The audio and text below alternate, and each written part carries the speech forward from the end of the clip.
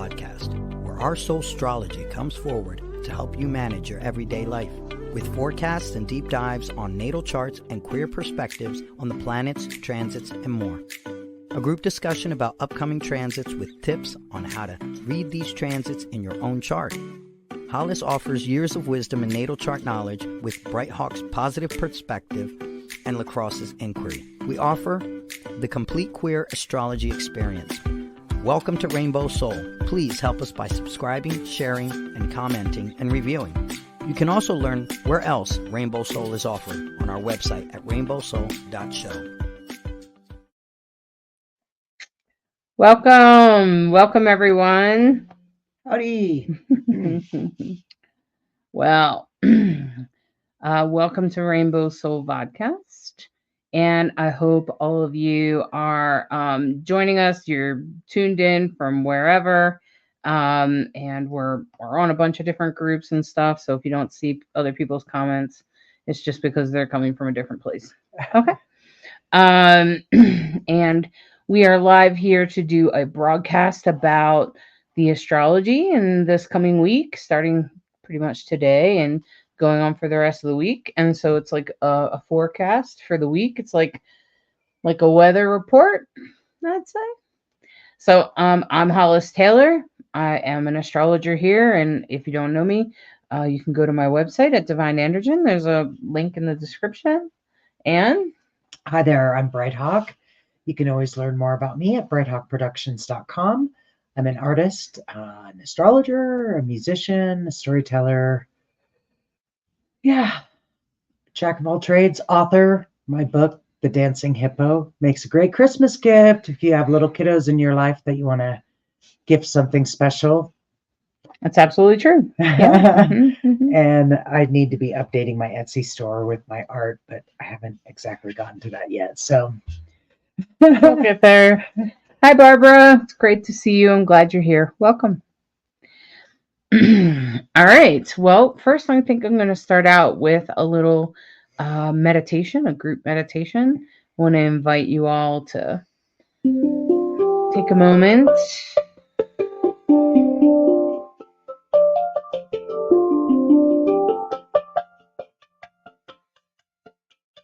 Take a deep breath.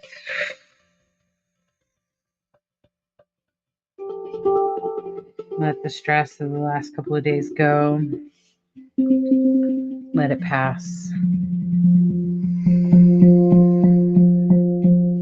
As you breathe, just come into your body and feel yourself relax.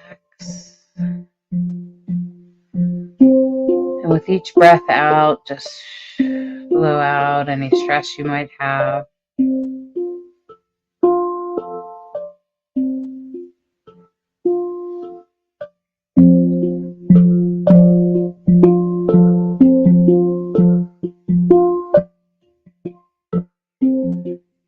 And as we are enjoying the music and allow the music to lift you up, take you away.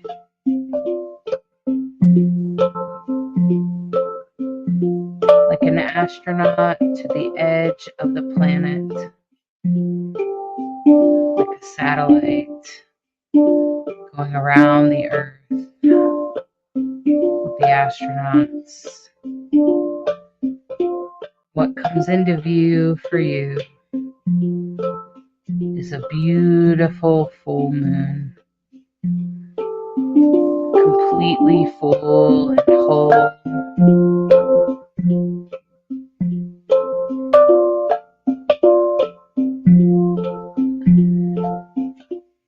And this full moon seems to be glowing in front of you,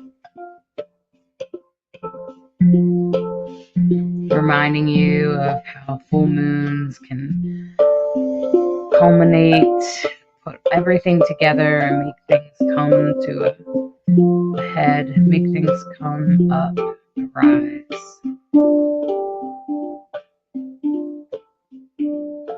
And as you stare at the moon, you realize that within it is the symbol of Aries, slowly making itself appear to you as magic on this moon, because this full moon is in Aries. And as you connect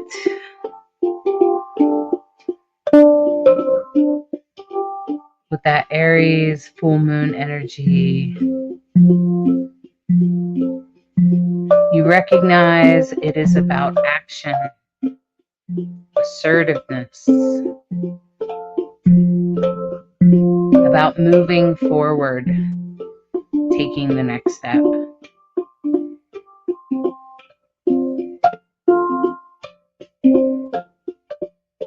And with Mars pulling the moon as the ruler of Aries, it can be pulled by some people into violence, conflict, and other uncomfortable situations. So no matter what you encounter this week, no matter what unfolds before us, we can be assured that someone is going to learn something from this conflict. And some of us might be more prepared for that conflict and instead just take action. Take the action that needs to be taken.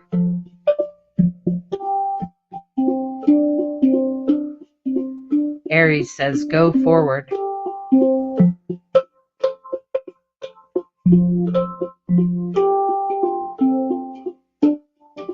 Some of us will be able to control the conflict or avoid the conflict, or at least reduce it a little by being more conscious, by being completely within our bodies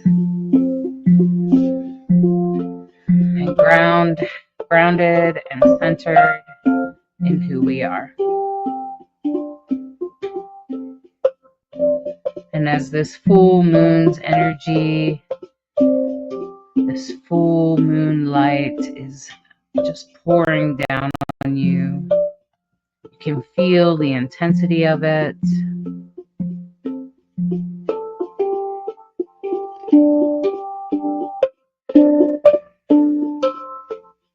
And feel that we are being led somewhere.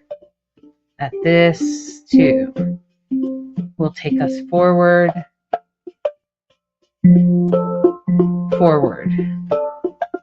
to something else.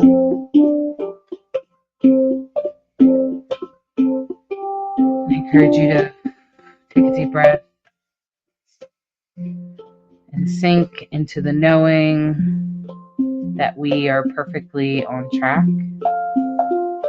that no doubt the universe is unfolding exactly as it should.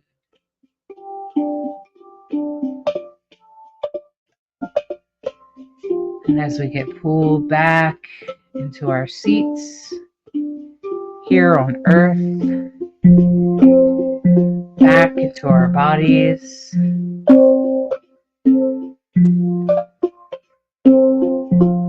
we can walk in our journey with confidence and knowing.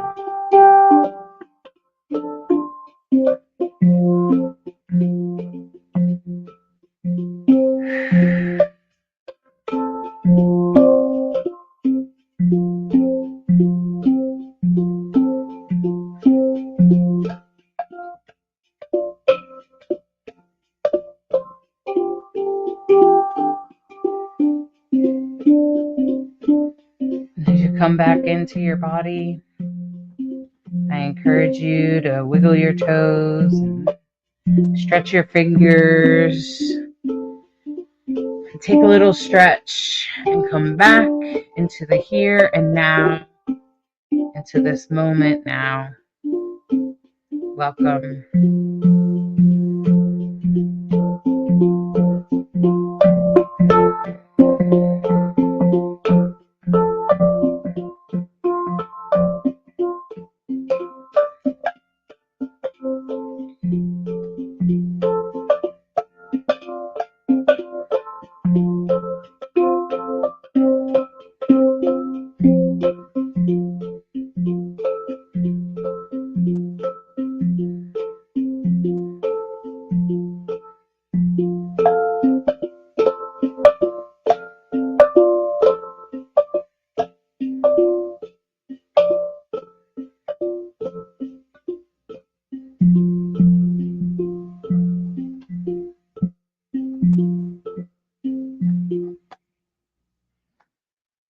Well, thank you, Bright Hawk. Woo! Always a pleasure. Thank you.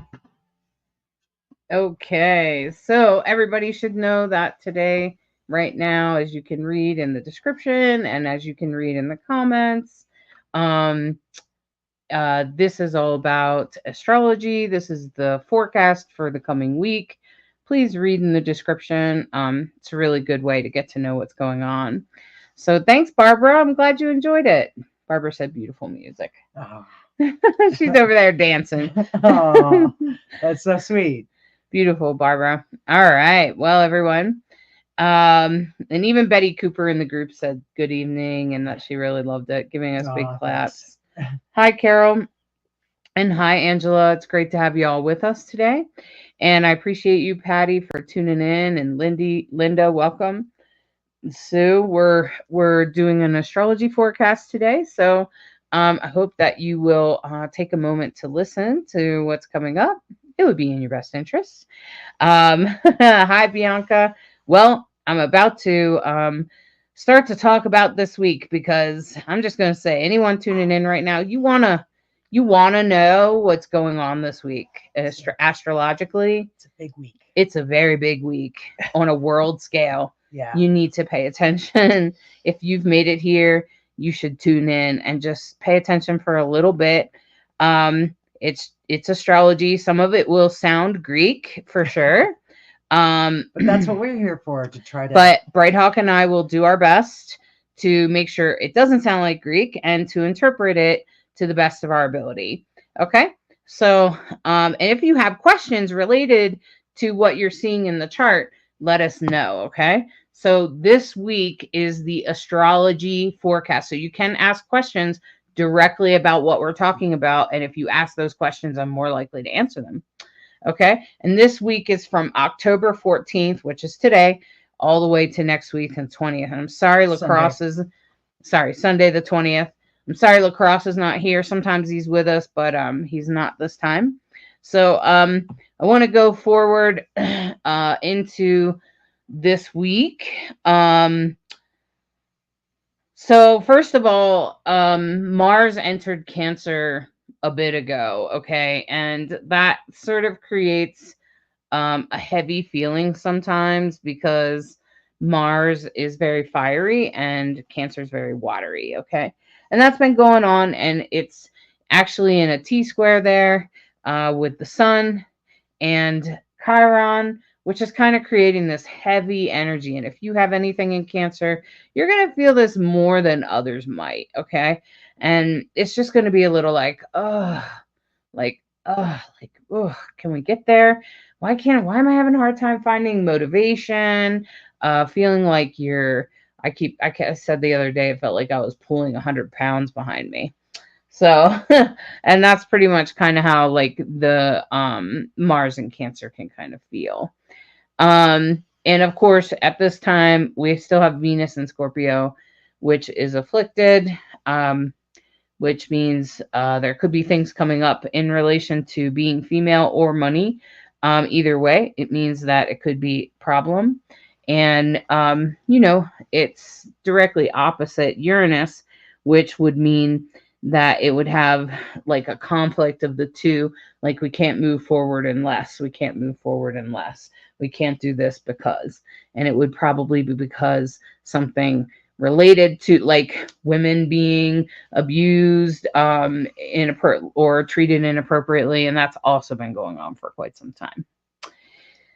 And what's coming into even a stronger thing that will go on for quite some time, actually, to go on, I looked at it, it's pretty much Mars is pretty much opposite Pluto until like December, like Christmas time. Okay. And Oh, joy. the issue with that is that let's talk about a little bit of the positive. Okay, sure, go ahead. So this week, ancestrally starting on Monday, we have a grand trine. What does that mean? Well, a trine is the most positive aspect. It's the easiest, the most blessed energy you can have in astrology. So there's a grand trine in water. Well, what does that mean? Well, water is all about emotion and intuition and connection and not boundaries. So the grand trine is Venus in Scorpio, Mars in Cancer, and Neptune in Pisces. So there could be a lot of feelings. And it's a grand trine with a kite because there's a sextile with Pluto. And we have that Pluto opposite Mars opposition there. And so trines tend to make for blessed energy. Squares tend to make for decisions and action. Things cannot get resolved or moved. You can't move it forward unless you do something. It forces you to do something. So a square is usually a challenge that hopefully you can overcome if you're willing. And the reason why we need to talk about the aspects this week is because there's a lot of them and they're really, really potent this week. So on Monday, we have this blessed energy of the grand trine and the kite, which makes things want to take off, lift up. And the other thing that's happening this week is that you'll see a lot of oppositions. And we're going to talk about that and what happens to those oppositions because it perfects on the full moon on Thursday. And what you start to see in this chart, if you're looking at it, is a big cross in the middle. And oppositions are that we have, and in this case, it's Sun opposite Chiron at 21 degrees, and Mars opposite Pluto. That perfects during the week. So right now, it's at its farthest. It actually doesn't perfect until after the Grand Cross. Oh, really? Yeah. So that was interesting. That's sort of like what Michael Barwick was saying. Gets very close. That's right. Yeah, it gets close, which you're probably already feeling it because Mars moves pretty quick.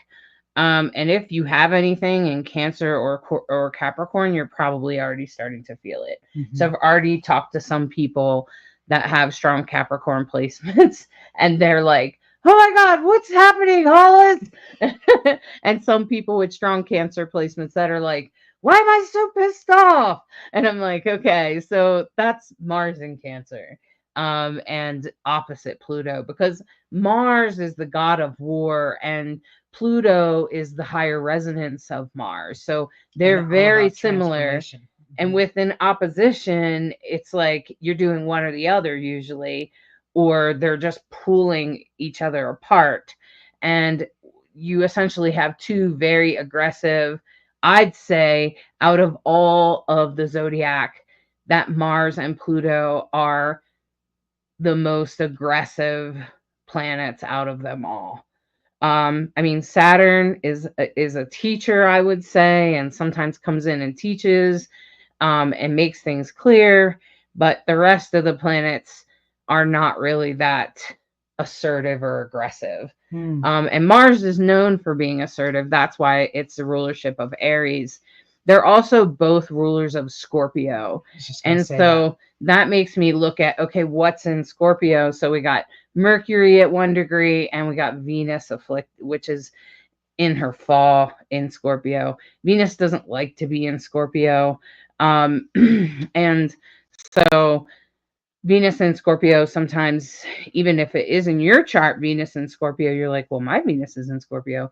And so sometimes that leads to troubles with love, or maybe you've been assaulted or attacked inappropriately by men because you're a woman, or because you're a woman, sometimes things don't go well for you. And so that's sort of what happens with Venus in Scorpio. And so you should, I've talked to women with Venus and Scorpio, and when I say that to them, they're like, is that why that happens? And I'm like, yeah. So then I remind them that in your progress chart, Venus will move out of that sign. So it will pass eventually. It will go away eventually. But right now, Venus is in Scorpio, and it's opposite Uranus, and they're perfected. If you take a look at that, they're perfected. They're exactly at 26 degrees, and the Sun and Chiron are both also perfectly at 21 degrees. And I feel like with Venus and Scorpio, with that afflicted female pulling on Uranus and Taurus, which Venus actually rules Taurus. So I feel like that pull right there is like pulling it in like there's some, I've always done it this way. And there's some sort of thing about repeating patterns or being too loyal. I've been talking to women that are really struggling with that as well. So people that are struggling with these transits right now are struggling with, I've been too loyal. I've stayed too long. And that's very Taurus. Okay. And then with the Sun in Libra, it wants you to go forward regarding relationships. It wants you to find healthy relationship. It wants you to collaborate in a good way. But Chiron in Aries is pulling you backwards. And Chiron retrograde in Aries, I feel like, definitely has a lot to do with like things that end up putting you in like codependency, which is more of what I just said, which is more of that, which is more of I've given too much, I've done too much, and then becoming sort of a martyr in that. So then we have those pools, and now we have Pluto and Mars pooling on each other, and Mars just coming into opposition technically this week with Pluto, and it's going to slowly get closer and closer and closer. And I feel like that's what's creating the conflict. Yeah. So you already feel all that codependency regarding relationships, and then you have this pool. And the thing to understand about oppositions, this pulling that we're talking about, is that is very difficult to resolve. It ends up usually feeling like it's this or it's that. And what life is sort of asking you to do is find that middle point. Now, what happens with the Grand Cross, of course, is that you end up with T-squares. So the Sun Chiron opposition is a T-square on both directions, one to Pluto, one to Mars. What does that mean? Sounds like gibberish. Okay, well, the Sun is the bright, beautiful personality, right? And now it's in Libra. Libra Sun is all about everyone getting along, it being fair, enjoying the nice things in life. Avoiding conflict at all costs. At all costs. Libra can be, as Hollis said, very codependent. Opposite Chiron in Aries, as Hollis has said, Chiron in Aries retrograde. This is not particularly comfortable, but there is an opportunity for healing, because Aries is action and Chiron wants to heal, wants to take action as a healer, wants to be helpful.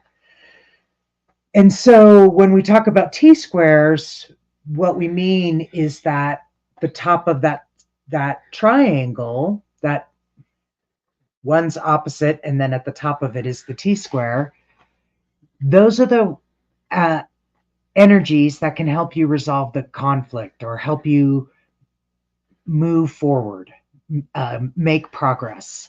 So in this case, we have Mars and we have Pluto, which again are considered similar frequencies, Mars being hotter and more active and Quicker. aggressive, and Pluto being obviously cooler but more transformative. Slow and more strategic. Mm, Yeah. yeah. So that's what you can call on. What would be the strategic thing? What is life asking me to do? You know what it is. Yeah, so there's something brewing in your home, or I wouldn't be surprised if it's home just because Mars is in Cancer, or in relation to your relationships at home, or in your family of origin. So whatever's brewing is probably going to boil over by the end of the week. And so the best thing to do is to either be prepared for that boiling over or to take action. So if there's some action, like there are some people in relationships that haven't taken action, and I'm like, take the action, because if you take the action, then it will make whatever boil over. It's sort of like putting salt in the water. It doesn't quite boil over. If you take the action of putting the salt in the water before it boils over, then it's more likely to either, number one, the intensity of the conflict will happen before the full moon is part of the story, and it will also sort of reduce that boiling over. So then the boiling over, I mean, you're going to have conflict either ways. You're not going to be able to avoid it. But at the same time, this energy is, how to make it a little bit lesser. Take the action now. Right. Take forward now. Go forward now. Look now. Be prepared for something on Thursday.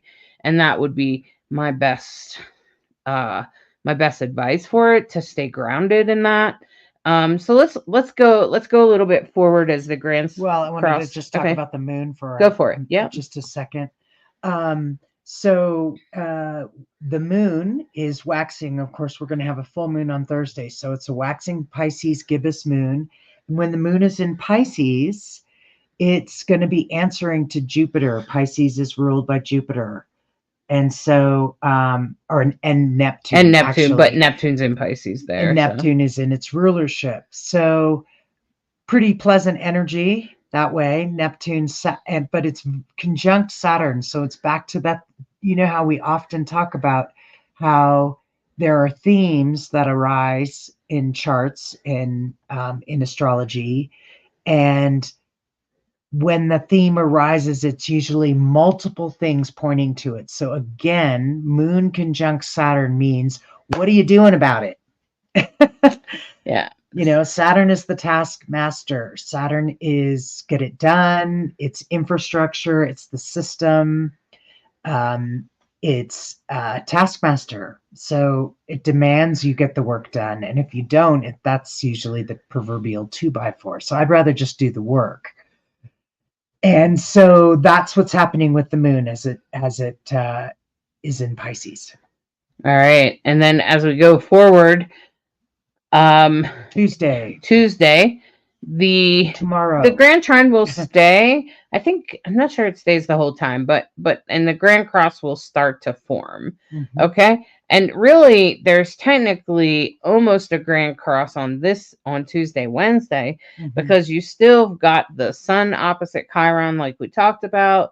We still have Pluto and Mars. So we have like all these energies pulling us, especially in relation to families of origin, relationships, and particularly your choices in life. Now, also, you might want to look and see where Capricorn is in your chart, especially late degree Capricorn and late degree Cancer and late degree Libra and late degree, I mean 20 or later. So look at the numbers that are near those planets in Aries, and you'll be able to see a lot of what areas of your life this is going to affect. Is it going to, push your temper forward?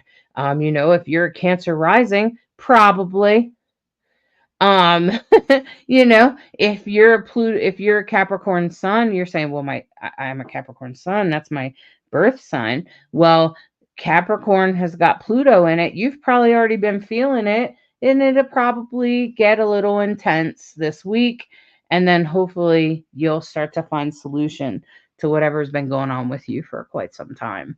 Frankly, because Pluto's been in there in Capricorn for some time. Yeah, it's not going to be in there much longer. Pretty soon, Pluto will move out of Capricorn for the last time and then reside in Aquarius for the next 20 years. So the moon is now going to finish up in Pisces, and it's conjunct Neptune, that crowded little area there between Pisces and Aries that's got Neptune, the North Node, and Chiron's a little farther away. But at any rate, the now the moon is in a tight conversation with Neptune in the North Node, and it happens to be trine Venus and Mars, and becomes part of that grand trine that we were talking about earlier, grand trine in water. And I wouldn't be surprised if you had like a psychic download on this day. Yeah. About what's about to happen. Wow. So tomorrow, Tuesday, could be a very psychic day. Yeah. And then the moon will go void from 8 p.m. to 8:34 p.m. Mountain Time. And when the moon goes void, of course, it's when the emotional energy is at its lowest. So it's a good time for self-care. Take a bath, do whatever you like to do that takes care of you. Lovely cup of tea, whatever it is.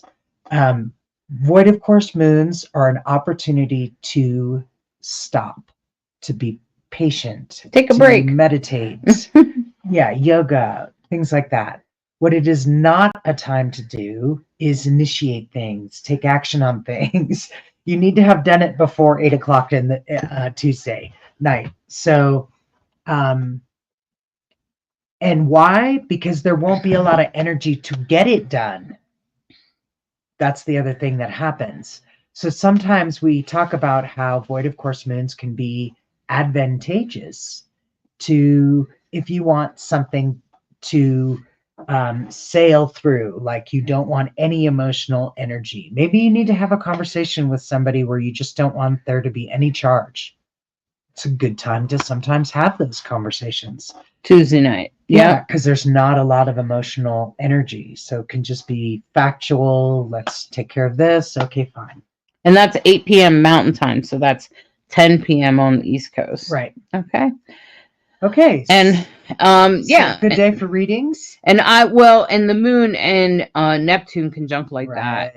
Just tell me that if you've got some sort of download or something like that, I would pay attention to it. So like if you get a psychic awareness on Tuesday about something that's brewing in your house, that is probably the Grand Cross. It might intensify. And then here we are Wednesday. Now some of that grand trine starts to kind of fall apart. There's some minor trines, but the grand trines mostly fall apart. Pluto is in a square still to the sun and Mercury. So I really feel like because we have all this, because we have, it's cardinal energy, we have a lot of information regarding relationships, including Venus opposite Uranus and Mercury in Scorpio. I feel like we're starting to talk about relationships here. And with the sun in Virgo, it's going to be about relationships, I think, or relationships or things. Libra. Sorry, sun's in Libra. And so I feel like relationships also because Mars in Cancer is like home and house and family of origin. Right. Cancer. Yeah. I've talked to a couple of people who also said, oh my gosh, my family's fighting. Like they're fighting with their family, like today. Wow. And Wow. I'm like, really? Oh, Kind that's of the Mars and astrology, Cancer. if you guys can hang in there and not say anything too detrimental. Yeah, I said just take action and don't try not to burn any bridges, or maybe just avoid them for this week Right. if you can. Some people can, some people can't.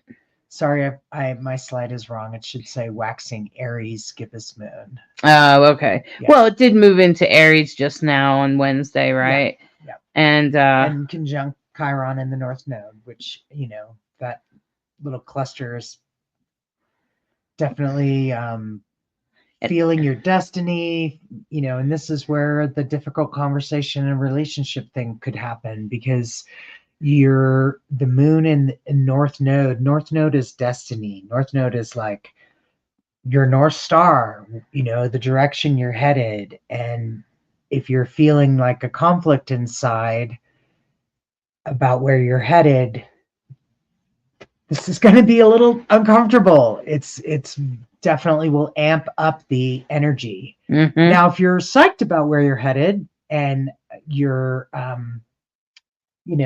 feel like your North Star is clear, it could be very exciting and you could have a lot of energy for it. And I feel like with the moon there approaching Chiron, when it comes into perfection of this Grand Cross, I think the Grand Cross, you could start feeling the Grand Cross energy, of course, on Wednesday. It might depend on your chart itself, like how your chart is set up. So you could definitely begin to feel the conflict amp up on this day, or even happen this day, depending on who you're dealing with, because I understand that we're dealing with other people here. And then so this is the exact time on Thursday. This is the time of the Aries full moon when the sun is opposite the moon at 24 degrees. Sun is in Libra, obviously. Happy birthday, Libras. Moon is in 24 degrees Aries, conjunct Chiron, very much, very close. So I find it interesting that, okay, so this is happening at 5:30 in the morning, and the void moon is that day, at that night at 7:30 and 7:30 to 8 p.m. And I'm just thinking, oh my goodness. So most of the day, that full moon, and from what I understand, it's a super moon. Which of course it is. A supermoon means it's that much closer to the Earth, and so it means it's that much more intense. Feel it. So you're definitely going to feel it. The tides and will be you know what? noticeable. If nothing happens in your family, you're very lucky. You're very fortunate. Or nothing happens in your home, nothing happens in your relations, something will happen on the world scale. Okay? Yes. Because Chiron is at 29 degrees Chiron at 20, sorry, Capricorn. Pluto is at 29 degrees Capricorn, and that's what do they call that? Anaretic degree. And now, isn't it are the degrees 24 degrees with the moon and the sun, are they also anaretic or no? No. Okay. It's only the first degree and last degree of a sign. Okay. Some people would say 2 degrees, but I count 1. Okay, 1. Okay. So, but the fact that Pluto is there, and I'm just going to say that the Grand Cross will sort of really intensify on Thursday. So explain what a Grand Cross is. A Grand Cross is 2 oppositions that are across like this, and then all 4 of the points that it leads to are in what we call a square. So oppositions are the hardest, in my opinion, the hardest to manage, because it's usually one way or the other. It can feel like 2 things are pulling you apart. Some people, when they describe having a cross of any kind like that, or having even an opposition, they'll describe it as feeling torn in 2 different directions. Some people will say that they constantly have internal conflict. So and it's usually in relation to those oppositions. Well, now this is 2 oppositions. So you're like, you have one opposition like this, and then you have another opposition like this, and those are those red lines that go from one side to the other. Right. And the other thing that makes this Grand Cross, I think, particularly powerful is that it's in cardinal signs. Mm-hmm. So cardinal energy. So we talk about the different elements that go with the sign: earth, air, water, fire. And we also talk about the type of sign. Is it cardinal? Is it mutable? Is it fixed? So cardinal is the beginning of each season, right? So January is Capricorn, April is Aries, Libra for the fall, and did I get them? No, I missed Cancer. And Cancer, because of course, Summer. summer. And so that's what uh, those are and cardinal signs are all about. Again, remember, we keep talking about action, action, action. You have to take action. Cardinal's all about action. It's about initiating the plan. People who have a lot of cardinal energy are usually great at coming up with great ideas, whereas the people who have fixed energy tend to be good at implementing those ideas. They'll see it through, like a Virgo. No, Virgo's mutable. mutable. I have mutable Sag. Taurus is fixed.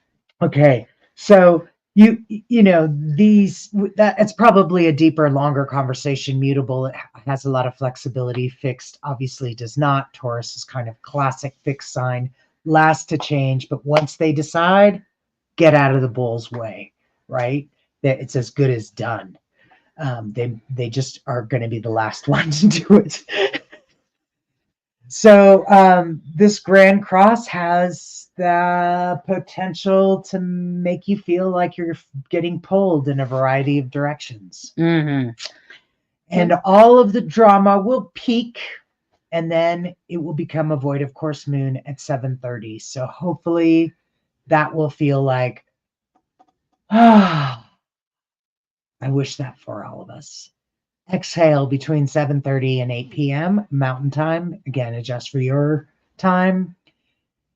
And know that whatever intensity comes up for whoever or wherever, this too shall pass. Nothing lasts forever. Everything keeps moving. It's a fluid life. And yeah, and we'll find out what happens it's next. just that, you know, it is a Grand Cross. It's one of the most intense aspects there are. And, you know, we are talking about Pluto here, who is on a world point or an anuretic degree or whatever. And that just means that the whole world is probably going to see it. But we still have more to do with Pluto in the coming months. So, Pluto's not done yet with us. It's been in Capricorn trying to check in with us, trying to say, hey, is this really the kind of politics that you want? Is this really kind of the country, the system that you want? Is this how you want it to work? And a lot of us are exhausted. A lot of us are tired of it. A lot of us have had enough. And I understand that, but we still have some more work to do. And Pluto wants to make sure that work is done. So if you have something brewing in your family or whatever, if you can put it off and not deal with it Wednesday, Thursday, Friday, and avoid it, I would. I definitely would. And if you can't, and you just have to do it anyway, just do it and be aware. And you know, yeah, I wouldn't encourage. I heard another astrologer even said this. Don't go into crowds. Yeah, Don't man, if you can take Thursday off or find yourself in a work from home. less having to have less interactions, it could be really to your advantage. Yeah, any way that you can avoid crowds on Wednesday, Thursday, Friday would be great. Any way that you can avoid people on that day, that would be great. I would not recommend going shopping at the mall on Thursday or Friday. I would not recommend going to a concert or anywhere that unconscious people. And when I say unconscious people, I mean people that could care two craps about astrology, who don't have any care for other people, that are very depressed, that have access to violent means like guns. So, you know, I would avoid those kinds of situations to the best of my ability this week. Yeah. Yeah. Okay. There's your warning. There's your warning, and I've heard other people give it too. I don't think I'm being over dramatic. I think it's for real. Okay. I think we just need to take a deep breath and hold on through this time. And it sure doesn't help, everything that's going on with the election and everything like that. It's just making it worse. So the Grand Cross will break apart a little bit just because the moon will move into Taurus. But outside of that, everything else is still in a square and an opposition. Pretty much. Pretty much. And the biggest difference is that now we have a yod. And a yod is also known as a finger of God. It's two in conjunctions and a sextile. What does that mean? What it means is it's a line of destiny, and it's very difficult to go against it. So just go with it. So it's pointing at the sun. So the sun in Libra, remember, sun in Libra is all about justice, fairness, everybody's taken care of, non-confrontational, right? So the sun is at the top, and Uranus and Neptune are pointing at it, at the base. And so Uranus, of course, is all about revolutionary change, and Neptune is about dreams and visions. So, what do you think, Hollis? Well, the sun in Libra makes me think about relationships, especially since we're still kind of in the Grand Cross energy on Friday. So it makes me feel like whatever happens regarding relationships is meant to happen. This is meant to unfold. And Neptune is backwards, and so is Uranus. So I feel like that's reflective. So if something happens on Thursday that is violent or something in your home, you may have to reflect about that. Or something that came up, and you're like, I'm not sure I want to do this anymore. I'm not sure this is for me. It could be an end to some sort of relationship or relations, including, just depends on where Libra is in your chart. Wow. Yeah. Wow. So the moon will be in Taurus, and it's opposite Mercury now. And so again, there's that conversation going on. And when the moon is in Taurus, it's answering to Venus, the ruler of Taurus. So again, we just keep underscoring relationships, change. It's just relationships a lot, and over and over, doesn't it? Just keeps showing up again and again. And positive action. There's a trine to Saturn. So opportunity to just, that just fell into place. Isn't that nice? Right. Things like that. You don't even realize how easy maybe something you were actually worried about it being a big deal, and it's like done. Right. And I feel like even as we move into Saturday, Sunday, sorry about that. The Grand Cross doesn't really change. It's still there. So I still feel like the conflict is still going to be going on. It's not really going to change. And then we have a different, so where we had before, we had Venus opposite Uranus. Now we have the moon on Saturday hanging out with Uranus, now also creating another opposition with now Venus and Sag. So I don't feel like that's particularly easy, particularly with relationships, wanting to move on, wanting to change, wanting justice and things like that. All of that's going to be still happening because, Sagittarius rules justice. And then we also have Jupiter in Gemini going backwards, which is asking for wrongs to be right. And that's in a trine to the sun. So that sun that's in a yod. And I just feel like we have more about relationships that have been wronged being right. And so that could be relationships, not just our personal relationships, not just romantic relationships. This could be business relationships, friendships, families, siblings, cousins, anyone that if you're, and that includes like companies that you're in relationship with. That also includes countries like, the United States and Canada have a relationship, right? Okay. And so we have to think about all relationships. And there's going to be some challenges and some changes that have to happen, including the relationship of the people with this election. I think that also we the people, we really have to say what needs to change, I think, as well. Yeah. And that's been brewing for a long time, and it's going to continue to brew. Yeah. And the energy to get it done or what have you could be better on Saturday, because now you have the moon in a trine to Pluto, and it becomes part of that minor trine with Pluto, Uranus, and Neptune. That's been going on all month. Maybe there'll be some solutions that come up for some of the issues that you have been dealing with. Wouldn't that be great? That would be awesome. With the trines that are coming up, I do see that Mars and Saturn Mercury and Saturn pretty much stay in a trine most of the week. So at least there will be some communication, even if it is yelling at each other. I believe that at least communication will happen. And I see the void moon is at 7:30. Yeah, so again at 7:30 to 8, just on Saturday night. Short Saturday evening. Time to chill out. 7:30, it's chill out time. And it, again, not a time to initiate things, definitely a time to take time to just be, to relax, to be quiet, that kind of thing. Right.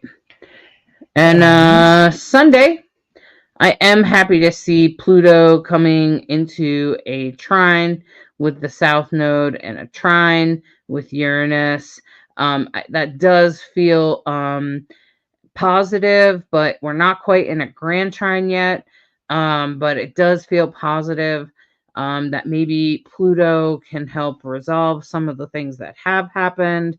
It is still in a square.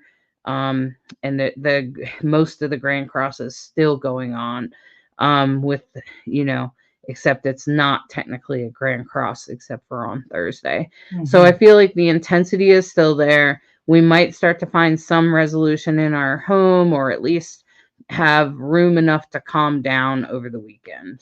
Yeah, you almost have a mystic rectangle, but it doesn't complete. So right, neither does a grand trine. Right. Right. So you want it to, but it doesn't. Right.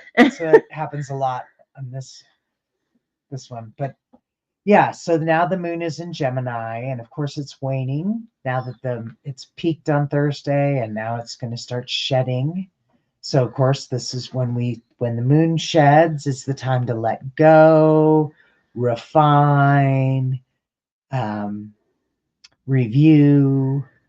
The energy of the moon is also starting to come down from the peak of its fullness. So it won't be as intense, which might be a good thing after the intensity of Thursday. I'm going to guess we're going to be glad. Yeah, so the intensity still will be there. I'm not going to say your feelings won't be gone. You'll still have a conflict you still have to deal with. Well, it's not going to completely be resolved, I don't think, and probably until the next week. I just think it's still going to be there, but at this point, you'll be able to chill. Well, and then the moon, of course, is going to conjunct Jupiter. So hopefully there's a stroke of luck, right? Because the sun has been trining Jupiter most of the week. And Jupiter, of course, is the good luck planet, the benefic, the let me help you get what you want. But it's retrograde, so you have to ask for what you want. And you have to really review, like, do I really want this? Is this what I really want? And that, always having that conversation with the universe. And if you don't ask, it can't deliver. Yeah. So say your prayers. Yeah. Say your prayers this week. Jupiter's been in retrograde all week. And I feel like when Jupiter is in retrograde, the best thing you could do is So Susie, great question. Okay. Susie asked, are the questions? days same in Australia, or do we take time different in consideration? You know what? I can take a look at that really quickly for you. I'm not sure about that. So I can tell you, of course, the void of course moons would be at a very different time. You can she could just convert it? you can look up the void of course moon. There's a calendar online. There's several, and then you can usually put in one of them. I know is deliberately Pacific time. The one that I use, you can put in your location and it'll adjust it for you. And I think it's just called Void of Course Moon. I'm not sure, but that's how you can find out for you. And of course, the seasons are opposite. We're in the fall, so you're in the spring in Australia. So it does look like I just put in just for instance Sydney, Australia, and yes, it's still a Grand Cross on October 17th. Now the time could be a little bit off for you. So like like she just said, you'll just want to do the conversion from mountain time to your time zone in Australia. I know Australia has a couple time zones, but I'm just saying that you'll just have to so you just have to convert the time for you, Susie. Great question. Bianca, I know it sounds like Greek. That's why I try to break it down so you can understand for sure. It's like learning another language, and there's a lot of things that influence each other, and that's why we try to help break it down so hopefully it makes sense and help you not only enjoy your week but know how to sort of ride it. Exactly. Yeah, and that's why we do it this week every time. I also want to address some other people's questions. This is from Jen in the group, and she said, does it matter your sign, or does it go for everyone? Well, that's the thing, Jennifer, is it does kind of go for everyone, but what happens in your chart is it could tell us in what area of your life. So each of those little pieces of the pie are a different area of your life. So if you're looking at your chart, you would want to look and see where's Aries, where's Cancer, where's Libra, because everybody has all the astrology in their chart. And sometimes you have planets there and you don't even know it. And so then what happens is you look at your chart and you look at those little pie pieces, right? And then you're like, oh, so like the first house is identity, the second house is like money and resources and values, and the third house is very much about like siblings and community and things like that, especially people around you, neighbors. The fourth house is your family of origin, okay, and your home and the house you live in. The fifth house is very much about romance and romantic relationships, creativity, and children. And the sixth house is very much about your health and your wellness, okay? And the seventh house is very much about relationships, love relationships, partnerships, all kinds of relationships. All relationships apply to the seventh house. And the eighth house is very much about shadow, sex, death, and taxes. It's all about the taboo and the things we don't want to talk about, including other people's money. And so that could be like inheritances and things like that. Okay. And then the ninth house is very much about spirituality and travel, and very much about higher learning. And the 10th house, so we're going all the way from down, starts on the left-hand side and goes all the way around. Okay. And you can see little numbers usually in there. So then the 10th house is career, your job, your work in the world. The 11th house is the people that you know, particularly the ones that are in power or have power over you. And the 12th house is about hidden things. It's also about institutions like hospitals and, institutional places. And then also it's about the unseen and things you don't know. It's also about psychic topics. So, and if you look on the left-hand side of your chart, that's your ascendant. And so you want to pay attention to that, because if there's anything if that's in Cancer or any of these 4 signs, I assure you're going to feel it. You're going to feel it because it's because that's your ascendant. That's where you're going. So this last month we had the eclipses in Aries and Libra, because the eclipses are based on the north and south node, also known as the luminaries of the moon. And so any placements you have in Aries and Libra, we're going to get lit up by that. So we've talked a lot about that axis, because that's the moon this time is the full moon in Aries and the sun is in Libra. The other axis that we keep talking about is because Capricorn, Pluto is in Capricorn and Mars is opposite in Cancer. So again, those access points, that's what creates the Grand Cross. So if you have anything in Cancer, if you have anything in Capricorn, those are definitely points that are going to light up on your chart. Mm-hmm. But without seeing your chart, you can go online and do what's called a synastry chart, which is your natal chart and today's chart. And it'll show you how everything lines up and what is conjunct, what's next to each other, what's opposite each other. And then, of course, are there trines and squares. Mm-hmm. And so that really tells you a lot more about how's this journey going to be for me. Right. And I just want to say a shout out to JR and and Pickles. Hi, Pickles. Hey there. And Kate, not available. I'm glad that you noted it. It is going to be kind of an intense week.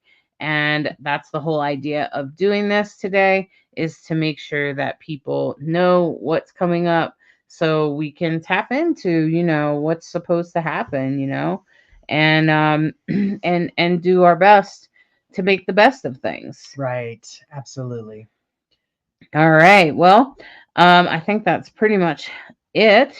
And let's my cards aren't put away. Yeah, they're still put away. They're deep put away. So I'm just gonna sign off then and say I wish the best for all of you. Make sure that you do your best this week to manage your temper, and maybe hold things till next week if you got something that you can deal with. Look for the healing opportunities, because Chiron is very involved with the sun, opposite the sun. So if you can find the path of healing, the path of, what would be for the greatest good, because remember, the sun is in Libra, it doesn't like conflict. Right. So if you can find the path of least resistance, find the path of peace, find the path of grace, many blessings on that path. Wish you all the very, very best. Would be great if you want to hit subscribe or share or like. Thanks so much for all your comments and great, great questions. It's really fun to have it be interactive. And thanks for listening to Rainbow Soul Astrology, where we try to be a bridge between you and the stars. And that's our dog. Time to sign off. Thank you for listening to this week's Soul Astrology and subscribing, liking, sharing, and reviewing. We hope you enjoy this dose of Soul Astrology and encourage you to embrace the week ahead with an open mind and heart so that you may integrate the deepest of lessons from the stars. Take a moment to step outside and honor the planet, stars, and moon in the sky with your heart. Integrate the messages that resonate and leave the rest for someone else. We deeply appreciate each and every one of you. Always remember that you are a perfectly unique human with an exclusive star map of your destiny, your soul purpose, and your heart's desire. Thank you again for tuning in to Rainbow Soul.